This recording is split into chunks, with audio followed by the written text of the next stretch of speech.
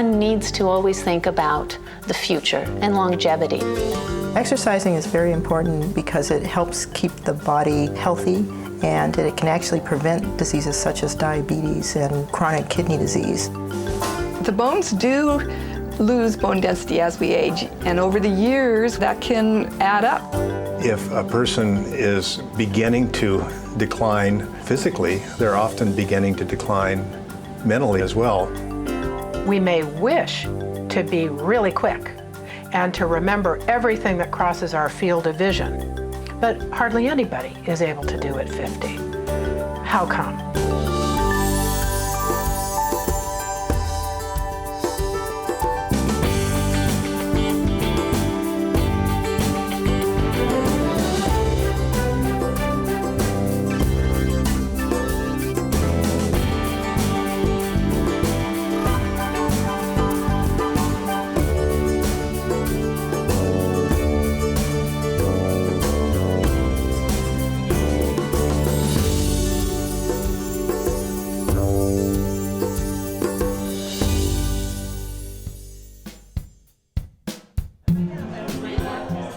Baby boomers have a reputation as the first generation engaged in active denial of their aging process. According to a recent article in Newsweek, boomers believe they'll die before they ever become old, and they project a lifespan of close to 100. Such optimism needs to be supported by substantial changes in lifestyle and attitude. Aging well, emotionally, physically, and mentally, is becoming personally meaningful to this group hovering at the brink of 60, convinced they will stay forever young. Hello, I'm Ron Reagan. Like many of you, I've experienced the aging process through parents, grandparents, other family members. If we're lucky, we'll all get to experience this process directly. But whether 36 or 86, the art of aging as a sociological, physical phenomenon can be influenced by groundbreaking research with profound implications. It's been said that in about 20 years, nearly 20% of our population is going to be over 65. That's a large block of folks, and that would be the baby boomer bulge, if you will. So what we're seeing is large numbers of people living to unheard of old age, and because of that, we've been able to study that process in the last 20, 30 years in ways that it was never studied in the past, and it's also more relevant because there's so many more people. But what we haven't done is figured out a way to build our lifestyles and build our society around a more active approach to aging. And so the sort of active approach, which realizes the mind and the body are connected and both can benefit from that sort of active lifestyle, is today's big message. And it's a new message because we didn't know this a few years ago. What are the keys to successful aging? How does this new generation of senior citizens prepare for their next decades? First, a large proportion of this burden reality checks. They must clearly evaluate their current state of health and face what they might expect if they don't make some significant changes in their diet and daily habits. The most recent surveys are showing that we're getting about half of the calcium that we should. And the average American is certainly not getting enough exercise. Too many of us sit around and don't even get up and walk to the store or walk around the block. Lack of exercise is often accompanied by poor eating habits. Fast foods, loaded in calories, lacking in nutritive value, have often been the mainstay of a generation that now needs to understand the components of a well-balanced diet. So a diet that has several servings of fruits and vegetables, and a diet that has certain grains, and a diet that's probably less than 30% fat total.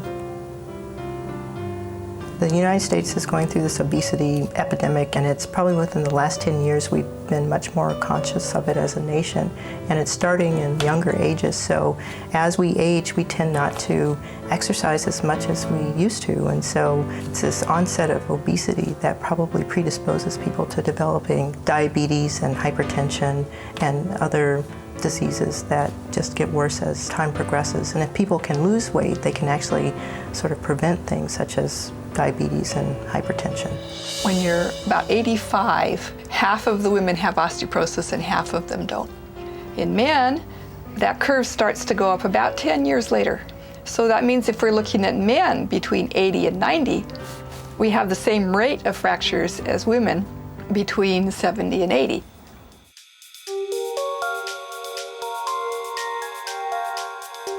When your bone is in balance, you fill it up as much as you dissolve away. But when you're not in balance, you can dissolve the bone and then not fill it up quite so much, and so you lose a little bit.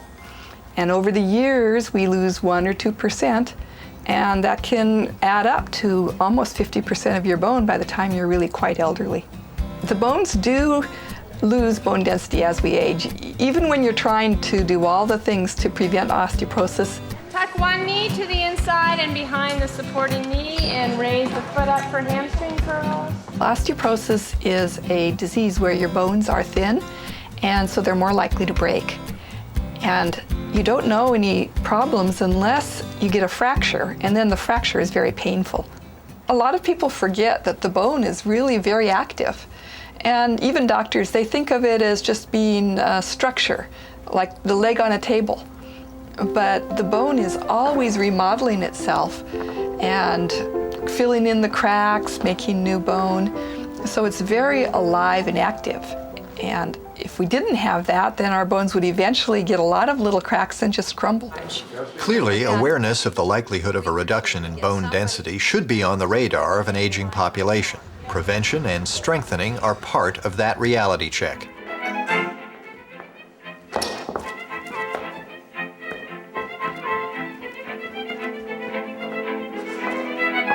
The kind of exercise that is the strongest for the bone is what we call impact. We also call it weight bearing. And that's because you can have a sudden shift in the fluid inside your bones, and the cells can detect that as a necessary reason to make new bone. The bones feel the impact, your body, from the top of your spine all the way down to your ankles. So the impact itself is what encourages bone growth and bone health. The building of the bone with the weight-bearing exercise really does allow your body to continue growing bone and muscle to overcome what you're losing. Remember, when a bone is stressed through physical activity and muscle movement, it becomes stronger. Weight-bearing exercises are key to good bone health. Walking, running, tennis, and dance aerobics qualify in that category. Cycling, swimming, and kayaking are good for your overall health, but aren't weight-bearing. Such a nice day to walk. As adults, exercise where you're walking is sensed by your bone cells, and they will make your bones stronger. So that's probably the most important. And the other important thing is a good diet, and that means enough calcium and also enough protein and enough calories that we're not really thin. So altogether, you need to have about 1,200 milligrams of calcium a day. That would be the same as 4 glasses of milk. Could you do it? Can I do it? Yes, I can. One needs to always think about the future and longevity. And what I've learned over the years is that the stepping stones to good health for a long time, and even when I'm done dancing, is through the nutrition and through the way I eat and how I eat. So for my bones and my muscles, I really try to eat a lot of calcium. And it's perfectly fine to take supplements. Once it's in your stomach, your body doesn't care whether it came from a glass of milk or a calcium supplement. Yogurt is a very good source because a lot of older people have lactose deficiency. And if they drink milk or eat cheese, they have intestinal gas and bloating. But yogurt does not have any lactose because the bacteria have eaten it up. And so people can eat yogurt when they can't drink milk. What would you guess is the optimal amount of calcium an average person needs each day? 1,200 milligrams. Good sources are cheese, yogurt, Viactive chews, and some dark green leafy vegetables. Ice cream and lattes are favorite choices, but watch the fat content. Even sardines are great for calcium, but you have to eat the bones. 5, 6. Good nutrition is a starting point for healthy aging and stronger bones, but it has to be paired with smart and effective exercise. Again. Exercising is very important because it helps keep the body healthy, and it can actually prevent diseases such as diabetes and chronic kidney disease. One of the things that we find in our studies of exercise is there's a huge dropout rate, and about half of the people don't even keep their exercise up for 1 year. So to me, the most important thing of an exercise is do one that you'll do forever. Whether that's walking, dancing, hiking, something you can always do for years and years. Walking is healthful to your legs, and I got rheumatism and arthritis combined, and when I walk, it helps, it goes away. And I just sort of going to outsmart a whole pile of people and live as long as I can, so I'm going to walk. What we know now is that it's very likely that habitual exercise also slows the rate of decline in age-related memory loss, for example, and slows the rate at which people might lapse into a disease like Alzheimer's disease. Now just deep breathing exercise, just breathe in. Just a modest amount of exercise in old age, 3 times per week, 15 minutes at least, seems to reduce the risk of Alzheimer's disease by 30 to 40%, which is quite substantial. And if you think about that for a minute, this disease happens late in life. So if you reduce the rate for 5 or 6 years, the chances are very good that the person may not be around to get the disease eventually. Exercise has been proven to have many benefits, some in surprising areas like maintaining mental sharpness. The primary benefits of exercise are in prevention of heart disease, some forms of cancer, non-insulin dependent diabetes, obesity, weakened immune system, and regular exercise can also contribute to a sense of well-being. Exercising, no matter what form it is, whether it be Tai Chi or whether it be other forms of exercise, is good for a person as long as they do it on a regular basis. For myself, I think a lot of activities, different activities, running, swimming, walking, and to remember that the stepping stones to good health is through your nutrition first. 5, 6, good, feeling better. 7. Well, I started after I retired from work, and that has been very exciting to be with a group of people and energizing to row. It took me years to feel like I learned how. Nice loose. It's good exercise, and I like it because it uses all the muscles of my body. Well, I think the main thing is to make it a habit, just like brushing your teeth. I don't ask myself whether I want to or not. I mean, it's just part of my lifestyle. I come to aerobics 3 days a week, and I believe in exercise, and I do volunteer work here, which keeps me in touch with people and activities. 1, 2. Research also points to the role of exercise in relieving stress and depression. Your starting position, 5. Depression is common among the aging population. 17% of those 65 and over have been diagnosed with depression. Often, depression is paired with other medical issues like cardiovascular disease, stroke, or cancer. And it's important to note that depression in older adults is widely untreated and unrecognized. With 1/4 of all suicides committed by the elderly, depression is a serious issue and one that needs to be addressed when creating strategies for healthy aging. Exercise is a great stress reliever. When we exercise, we're doing that and we're releasing all these stress hormones and neurotransmitters, if you will, and essentially reducing that anxiety and stress level, which eventually can lead people to more serious depression.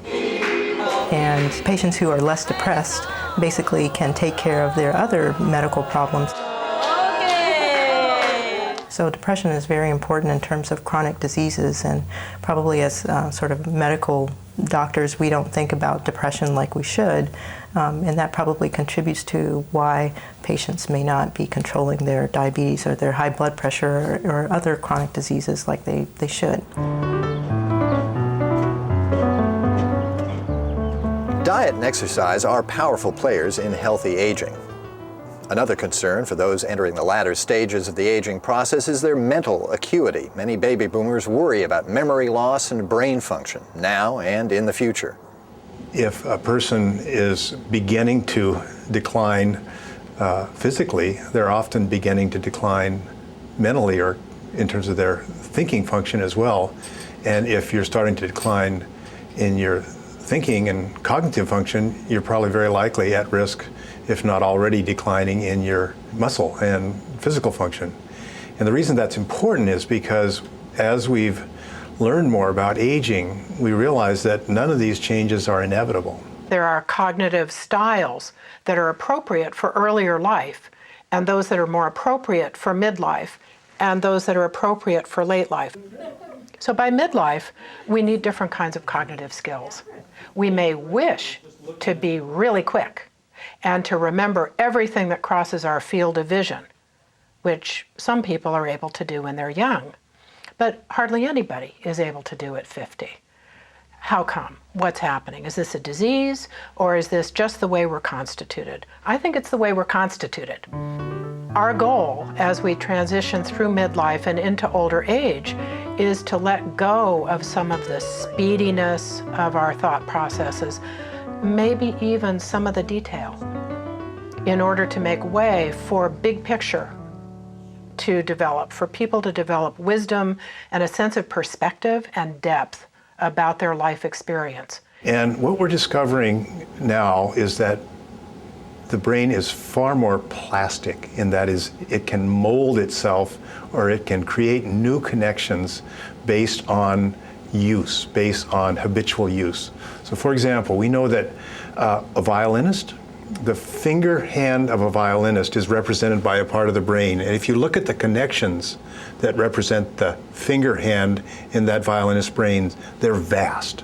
They're just hugely more developed than they would be in the average person. Mental stimulation improves brain function and actually protects against cognitive decline, as does physical exercise. One recent study shows that the more a person exercises, the more their brain is protected. It's vital that an exercise program for the brain gets just as much attention as one for the body. Suggested strategies include crossword puzzles, learning a form, or trying a new hobby. The key factor? Stimulating the brain. Cognitive activity, brain teasers, if you will, games, dancing, card games, telling jokes, laughing heartily. There are many kinds of activities that get the energy flowing. My grandmother's 89. She plays mahjong daily.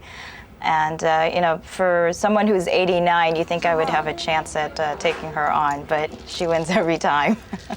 Definitely, I think that mahjong has helped her maintain her memory at the age that she is. People who like doing crosswords find that they're very helpful in keeping them mentally agile. People who don't like crosswords aren't going to find much benefit in doing them. It's going to feel a whole lot like work. For that person, perhaps they ought to be rowing.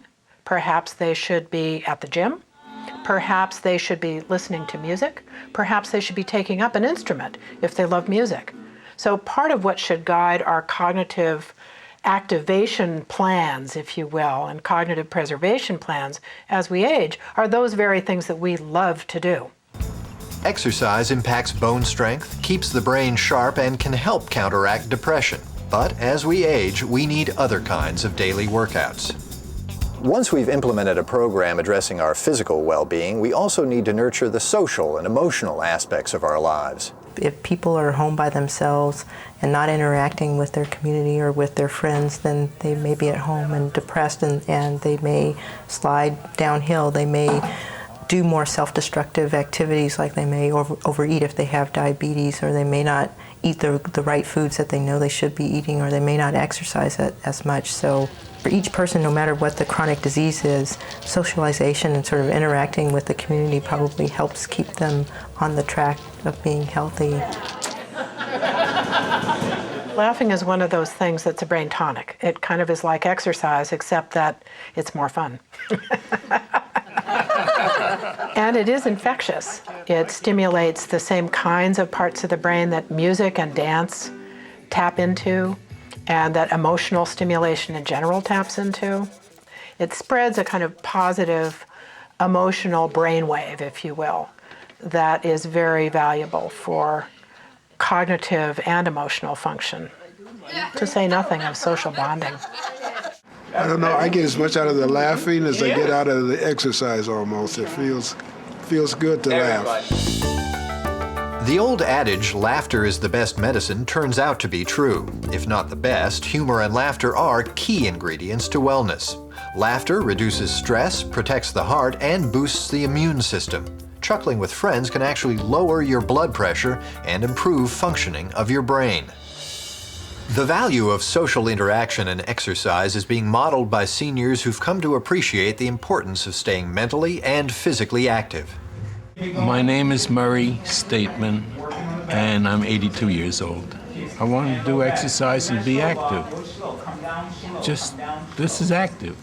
I think the important thing is to keep your mind healthy. Yeah. Keep your mind going. Learn as much as you can. Be active. Eat healthy.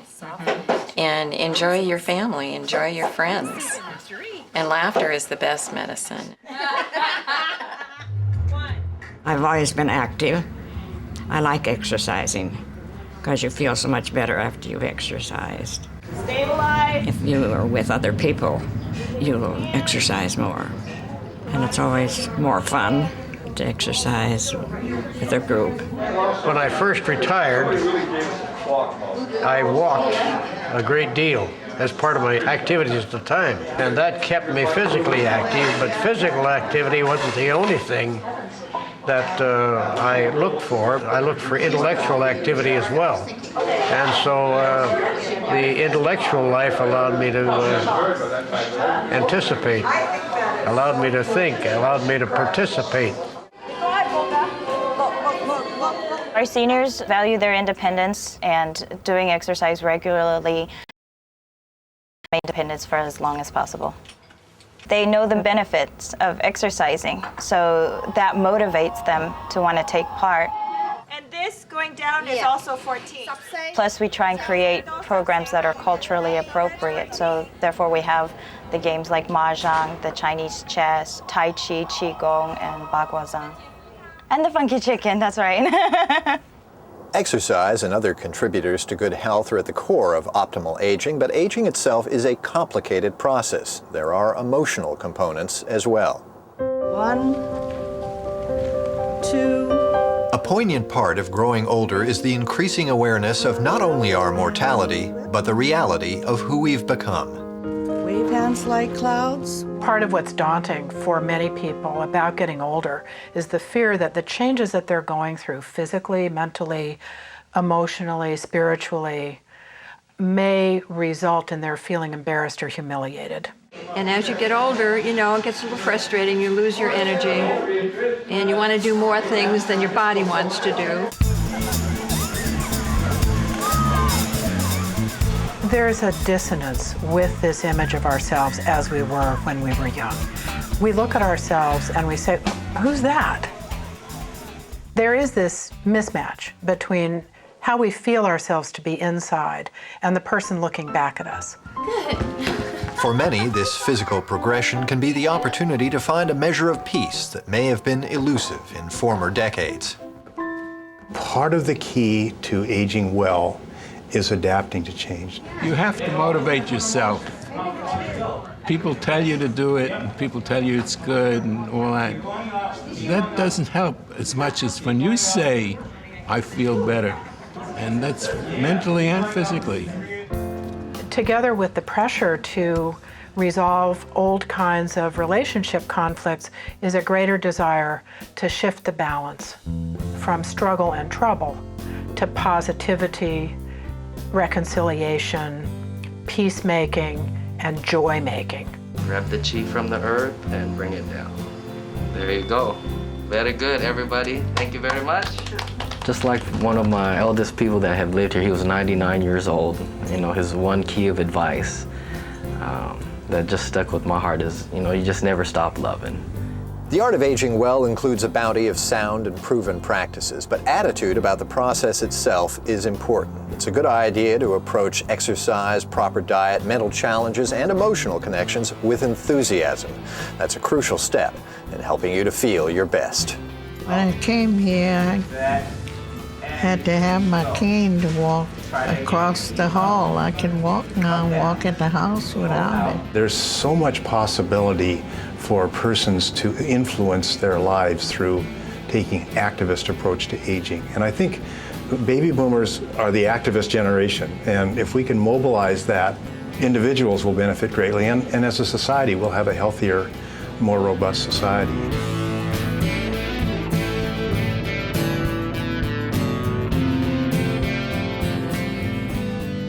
Thanks for watching. I'm Ron Reagan, and this has been The Art of Aging.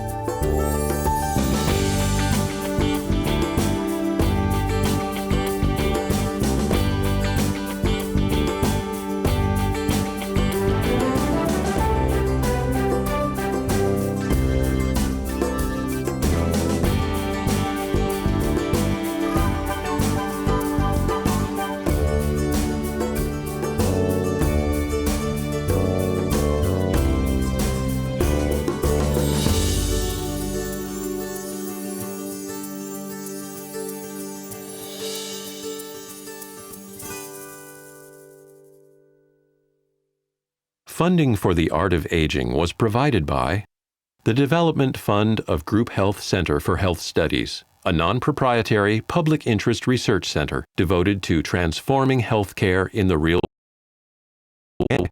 University of Washington Health Sciences Administration. For more information or to purchase a copy of this program, visit www.artofaging.org.